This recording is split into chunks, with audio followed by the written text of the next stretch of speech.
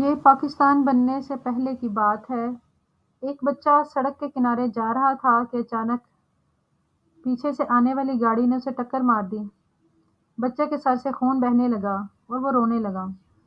ایک کافر کا ادھر سے گزر ہوا تو ایک مسلمان بچے کو روتا دیکھ کر اس نے طنز کرتے ہوئے کہا، مسلمان ہو کر روتے ہو؟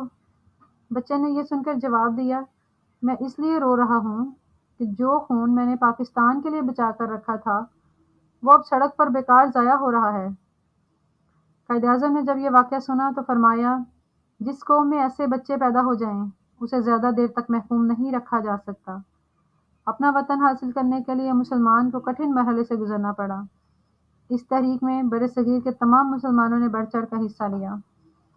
مردوں، عورتوں، جوانوں اور بچوں نے مل کر اس تحریک کو کامیاب بنایا۔ تحریک پاکستان میں سب سے زیادہ جوش و جذبے، عزم اور حوصلے کا مظاہرہ کرنے والے یہ بچے ہی تھے۔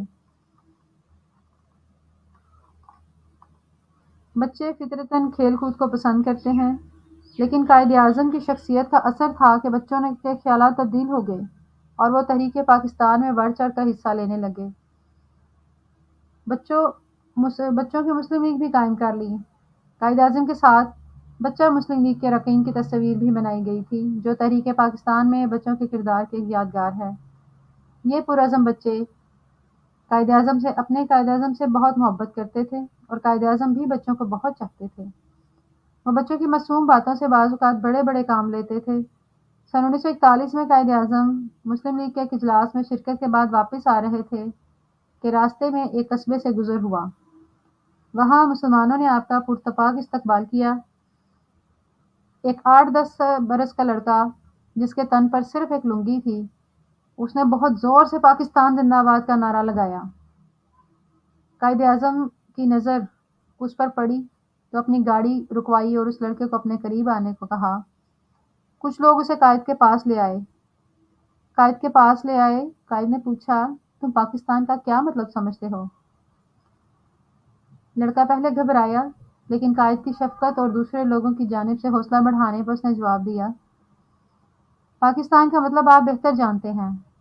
ہم تو صرف اتنا سمجھتے ہیں کہ جہاں مسلمانوں کی حکومت ہو وہ پاکستان، اور جہاں غیر مسلموں کی حکومت ہو ہندوستان۔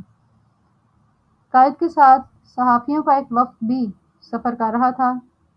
چنانچہ قائد نے وہاں موجود صحافیوں کو مخاطب کر کے کہا، جاؤ مسٹر گاندھی کو بتا دو کہ مسلمانوں کا 8 برس کا بچہ بھی پاکستان کا مطلب سمجھتا ہے۔ اگر وہ اب بھی نہیں سمجھ سکے تو اس کا مطلب یہ ہے کہ وہ سمجھتے خوب ہیں لیکن اعتراف کرنا نہیں چاہتے۔ جب اخبار میں یہ واقعہ چھپا تو گاندھی جی کی نظر سے بھی گزرا۔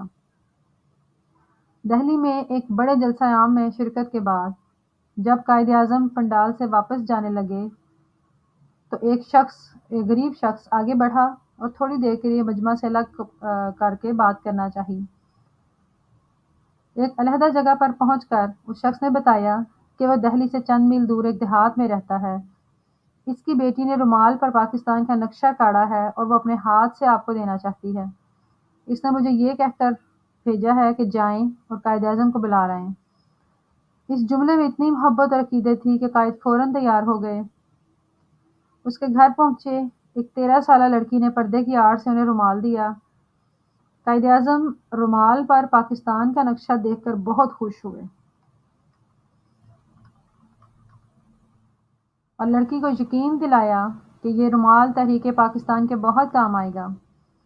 کچھ عرصے بعد جب شملہ کانفرنس میں کانگریس نے لارڈ ڈیول کے ذریعے قائد اعظم کی یہ پیشکش کی کہ اگر وہ پاکستان کا مطالبہ چھوڑ دیں تو کانگریس انہیں بڑی سے بڑی قیمت دینے کو تیار ہے، یہاں تک کہ قائد اعظم کا متحدہ ہندوستان کا گورنر جنرل تک بنانے پر عزمند ہے، تو قائد اعظم نے دوسرے دن جواب دینے کا کہا۔